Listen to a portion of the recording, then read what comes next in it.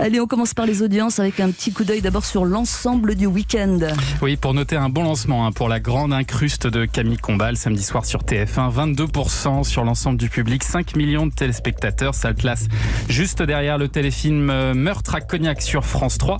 Mais si on regarde les cibles qui intéressent vraiment TF1, c'est un gros succès avec 39% des femmes responsables des achats, 48% même des 15-34 ans. Côté déception, ce week-end, on notera le score assez confidentiel de Boyarland qui n'avait pas trouvé son public en prime, et c'est encore plus dur en plein après-midi avec seulement 4,8% du public devant. France 2, hier soir entre 16 et 18h. Et puis, on vous en parlait vendredi, le lancement de À vous de trouver le coupable sur France 3, produit par Christophe de Chavannes. Seulement 5,7% du public ont mené cette enquête. Je suis déçu. Hier soir, Thomas, qui a remporté la mise? C'est Steven Spielberg qui l'a remporté avec Ready Player One sur TF1, qui nous plonge en 2045 dans un monde au bord du chaos. Il n'avait pas besoin d'aller si loin. 2020, c'était suffisant. 21,3% du public, 4,6 millions de téléspectateurs. La deuxième place pour les enquêtes de Vera sur France 3, 3,6 millions de téléspectateurs. Et puis, Zone Interdite prend la troisième place avec 11,2% du public sur une enquête sur les changements de vie. Culture Média. Info Europe 1, Thomas Hill, pour commencer, vous faites fort, hein? C'est assez impressionnant, hein. Une information exclusive, j'ai toujours rêvé de pouvoir dire ça. France Télévisions travaille actuellement à un renouvellement d'une partie de ses programmes d'après-midi du week-end.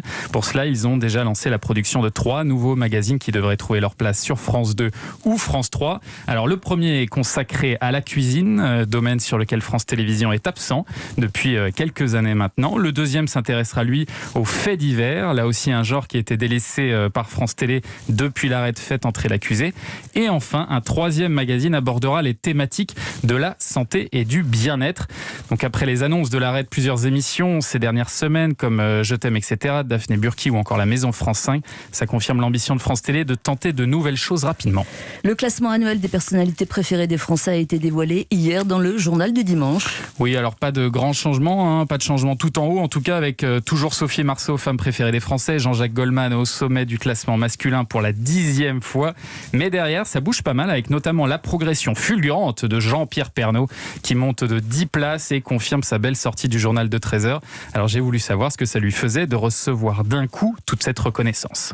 Je ne vais pas vous cacher mon immense satisfaction, ma surprise aussi et ma fierté d'être 3e de ce sondage. Un journaliste sur le podium, je crois que c'est jamais arrivé dans le sondage du JDD, même si j'y suis depuis longtemps, mais à la 10e, 15e place. La 3e, vraiment, c'est beaucoup de satisfaction après mes 33 ans de journal télévisé, après toutes les émotions qu'on a vécues ensemble la semaine dernière pour mon dernier journal. Donc voilà, c'est la proximité que j'ai mis dans mes journaux depuis si longtemps.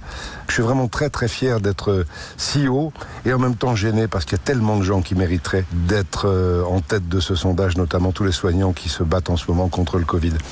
Voilà, très heureux Jean-Pierre Pernaut de cette 3e place. On notera également l'entrée dans le classement des 2 chefs d'M6, Philippe Etchebest 7e, Cyril Lignac 14e. M6 à la fête, puisque du côté des femmes, Karine Le Marchand est la première personnalité télé à la 7e place. Mais je vous rassure, Europe 1 n'est pas en reste, avec la présence de Stéphane Bern, bien sûr, mais aussi l'entrée d'Anne Roumanoff directement à la 11e place. L'Institut Médiamétrie a dévoilé la liste des meilleures audiences de l'année 2020. Oui, vous vous souvenez, Pascal, du bon vieux temps où dans cette liste, on trouvait pratiquement que du foot, des séries et quelques divertissements.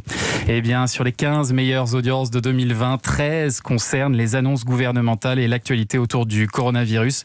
Le record de l'année étant l'annonce du déconfinement par Emmanuel Macron le 13 avril dernier. Ce soir-là, 36 millions de Français sont devant son allocution diffusée sur 11 chaînes en simultané.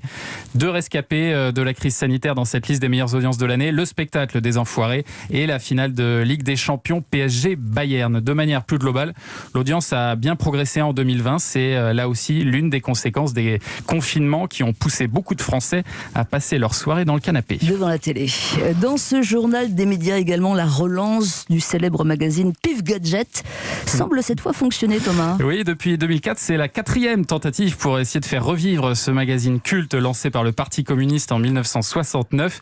Et ironie de l'histoire, c'est un ancien proche de Nicolas Sarkozy, Frédéric Lefebvre, qui a racheté la licence d'exploitation et l'a rebaptisé Pif le Mag.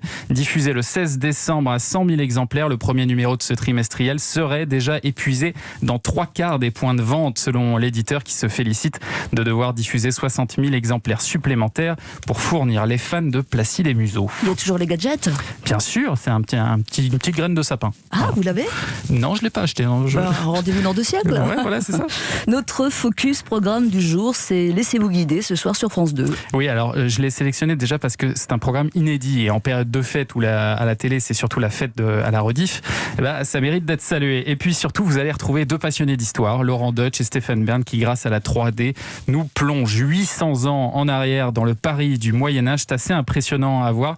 Alors j'ai demandé à Laurent Deutsch si lui qui connaît la capitale mieux que personne avait appris quelque chose en travaillant sur cette émission. Eh bien, il va nous parler d'un cimetière, le cimetière des Innocents, rien à voir avec celui des éléphants, d'Eddie Mitchell, Pascal. C'est dans l'actuel quartier des Halles, au centre de Paris. Écoutez.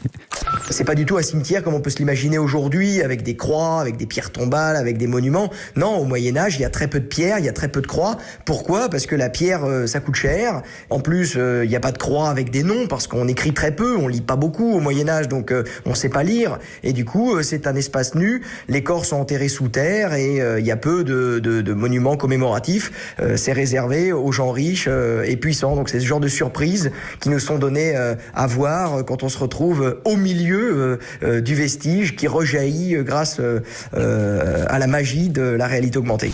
Voilà, pour découvrir cette balade historique qui a demandé 9 mois de réalisation, c'est ce soir à 21h sur France 2. Et pour terminer, Thomas, tradition de fin d'année, le Parisien a dévoilé hier le palmarès de ses étoiles 2020. Oui, chaque année, la rédaction du Parisien aujourd'hui en France dévoile ses coups de cœur culturels. La série française de l'année, c'est pour eux Validé de Franck Gastambide, qui suit les aventures d'une star montante du rap. À l'international, c'est l'excellente série Unorthodox qui emporte les suffrages. Le documentaire émouvant d'Arte, Petite fille, qui suit Sacha, 8 ans, Magnifique. né dans un corps de garçon, est aussi récompensé d'une étoile. Il est d'ailleurs toujours disponible en replay, ce doc, si vous souhaitez le voir. Allez-y. L'émission télé de l'année est pour eux l'indéboulonnable Koh-Lanta sur TF1 et plus original, la personnalité télé de l'année est pour eux Mercotte, qu'on retrouve dans Le Meilleur Pâtissier sur M6. Enfin, pour la musique, ils ont choisi le 4e album de Yel, l'ère du verso, avec lequel je vous quitte aujourd'hui. Ce titre, Je t'aime encore, est une déclaration à la France qui a mis plus de temps que beaucoup d'autres pays à reconnaître leur talent, mais là je crois que c'est pas Yel qu'on entend, mais c'est Camille Lelouch qui va Qui sera là tout à l'heure, mais bon, est-ce qu'on peut écouter Je t'aime encore de Yel? Sinon, vous irez chercher vous-même, c'est pas grave. Comment ça, vous nous quittez, Thomas? Je reviens demain, bien d'accord, sûr, à 9h. dites donc, ça va être long.